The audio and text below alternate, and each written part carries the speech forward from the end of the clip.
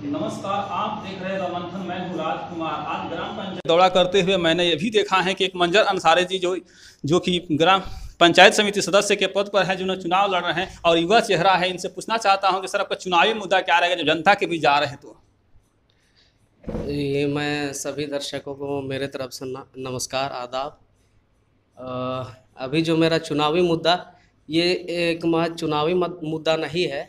से मैं छात्र संघ नेता हूँ ऑलरेडी, ठीक बहुत है। अच्छी बात है कि छात्र संघ नेता है, पर एक युवा चेहरा के रूप में आते हैं। जी, मैं एक युवा चेहरा के रूप में, और ये युवाओं के बीच ये अलग जगाना चाहता हूँ कि युवा चेहरा ही आज का जो भी बहुत जो परेशानियां हैं पूरे पंचायत में, जो हमारे पंचायत में जितने भी परेशानियां या समस्याएं हैं, उनका हल करने के लिए युवा चेहरा ही को आगे आना चाहिए। और युवा चेहरा ही सशक्त होता है हर क्षेत्र पे, या वो क्षेत्र पढ़ाई का हो या रोजगार का हो या गांव के विकास का हो। इन सभी क्षेत्रों में युवा चेहरा ही सशक्त होता है, जो बढ़ चढ़कर हिस्सा ले हर काम में और गांव और समाज का विकास करे। और पूरे पंचायत में एक अलग जगह की युवा चेहरा ही युवा नेता होना चाहिए। नेवरी पंचायत समिति सदस्य के रूप में आए हैं मंजर अंसारी। इन्होंने वादा किया है जनता से कि हम शिक्षा के क्षेत्र में कदम बढ़ाते हैं, महिलाओं को साथ जोड़ने का प्रयास करेंगे। तो मैं जानना चाहता हूं, आप महिलाओं को किस स्तर से जोड़ना चाहते हैं? जी, अभी जैसे महिलाओं के बीच, खास करके ये हमारे गांव में, हमारा जो क्षेत्र है वो ग्रामीण क्षेत्र है। सबसे पहली बात तो यहाँ शिक्षा का जो स्तर है वो थोड़ा सा कम है। शिक्षा के क्षेत्र में जो भी है, महिलाओं के बीच में शिक्षा हो और शिक्षा का जो स्तर है वो बढ़े।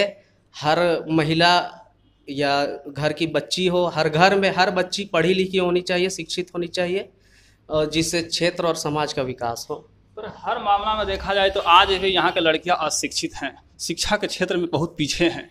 जी, इसका कारण ये है कि हमारे बीच सुचारू रूप से वो ये नहीं है, एक जो बोला जाए कि हमारे बीच में अवेयरनेस नहीं है शिक्षा को लेके कि अगर हर घर में शिक्षित आदमी हो, शिक्षित औरत हो, शिक्षित महिला हो या शिक्षित बच्ची हो, वो हर क्षेत्र में किस तरह से अपना गांव हो, राज्य हो, देश हो, किस प्रकार से अपना योगदान दे सकते हैं गांव समाज के विकास में। ये अपने बीच में एक अवेयरनेस फैलाने की बहुत ज़रूरत है, जिससे हर घर में ये मैसेज जाए कि शिक्षा कितना ज़रूरी है, चाहे वो लड़कों के रूप में हो या लड़कियों के लिए हो। सभी के लिए शिक्षा आज ज़रूरी है। उसके लिए हर लाइन से अभी गांव हो, जैसे ग्रामीण क्षेत्र हो, यहाँ शिक्षा का जो संस्थान है वो थोड़ा सा देखने में कम मिलता है। या टेक्निकल क्षेत्र में हो या मेडिकल लाइन में हो। हमारे बगल में अभी मेदांता हॉस्पिटल है, स्लेपियस हॉस्पिटल है, बहुत सारे ऐसे हॉस्पिटल है, लेकिन बाहर से आते हैं, नर्स का काम यहाँ करते हैं, यहाँ पढ़ाई करते हैं। लेकिन अभी अगर हमारे ग्रामीण क्षेत्र में देखा जाए, पूछा जाए कितने नर्स हैं यहाँ, कितने डॉक्टर हैं, कितने इंजीनियर हैं, तो वो आपको जो आंकड़ा मिलेगा वो आंकड़ा आपको निराश करेगा। इस बात को सच में ये बात बताया जाए तो यहाँ इस क्षेत्र में एजुकेशन कम होने के चलते जो एजुकेशन और हेल्थ डिपार्टमेंट में बहुत बड़ी कमियां दिखने को मिल रही है। निश्चित रूप से युवा प्रत्याशी जीत कर आते हैं तो ये ग्रामीणों को सेवा के लिए तत्पर रहेंगे। मैं इनसे भी बात पूछना चाहता हूँ कि जो वादा कर रहे हैं जनता के बीच चुनाव जीतने में, कम से कम जनता से मुकरिएगा तो नहीं? जनता से मुकरने का सवाल ही पैदा नहीं होता। पहली बात तो ये चुनावी मुद्दा नहीं है। अभी चुनाव है तो मैं बड़े बड़े वादे और झूठे वादे नहीं करना चाहूँगा। जो परेशानियां गांव में सुचारू रूप से अभी जो है, जो जेन्युइन परेशानी है, जो समस्याएं हैं, उससे कोई मुकर नहीं सकता। वो दिखता है कि क्या परेशानी है। अगर नेता बनने के बाद या अगर पंचायत समिति चुन के मैं आता हूं, उसके बाद अगर देखा जाएगा तो पब्लिक, अभी जनता जो है वो समझदार है, जनता समझ सकती है कि क्या परेशानियां अभी भी दिख रही है।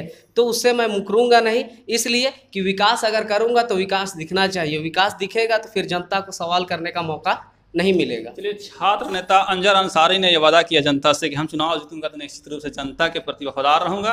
आइए, इनकी बातों पर मैं भी कहता हूं कि निश्चित रूप से चुनाव जीतने के प्रयास पर रहेंगे, तत्पर हैं इसके लिए जनता।